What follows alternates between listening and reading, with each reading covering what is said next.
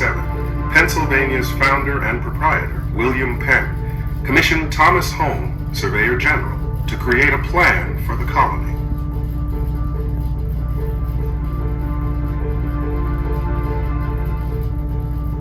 Following their commercial war against the Dutch, the British captured lands around the Hudson and Delaware rivers.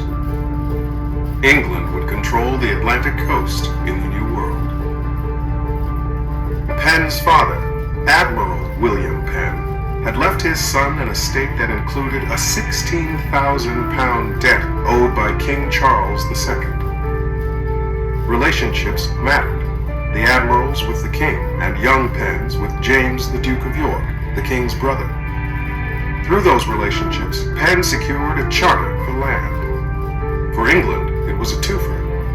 The monarchy appeased a growing political force, the Quakers, while securing a new trading partner for English merchants.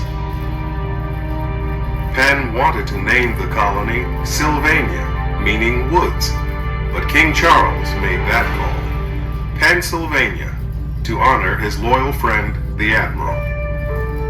For the principal port city, young William chose the name Philadelphia, one of the 7 churches referenced in the Book of Revelations, a place of goodwill and brotherly love. Home's regional plan defined large tracts of land beyond the boundaries of the city. The map was printed on 7 large sheets, then used to advertise land sales in London. It conveyed a sense of the great sweep of opportunity that Pennsylvania represented.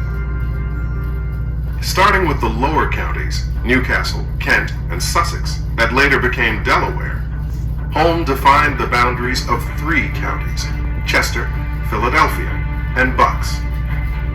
As an inducement and promotional tool, Penn set aside 40,000 acres for Quaker settlers from Wales and called it the Welsh Tract. But his hopes for a community there never took root. Another of Penn's promotional tools was the earmarking of tracts as townships reserved for specific groups. For a group of Dutch Quakers from Germany, he created German Township and sold it to Francis Daniel Pastorius.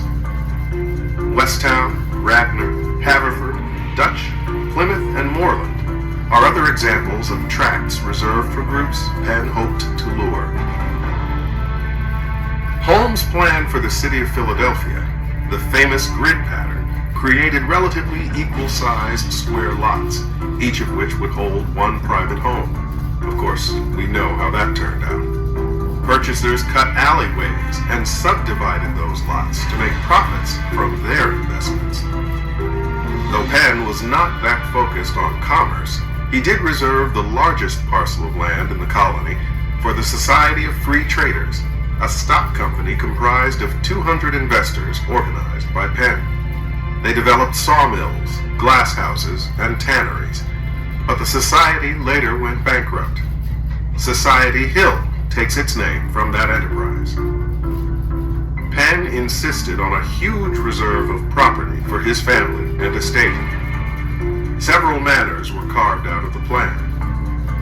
At Pennsbury in Bucks County, 10,000 acres along the Delaware supported a rather lavish lifestyle for the Penn family.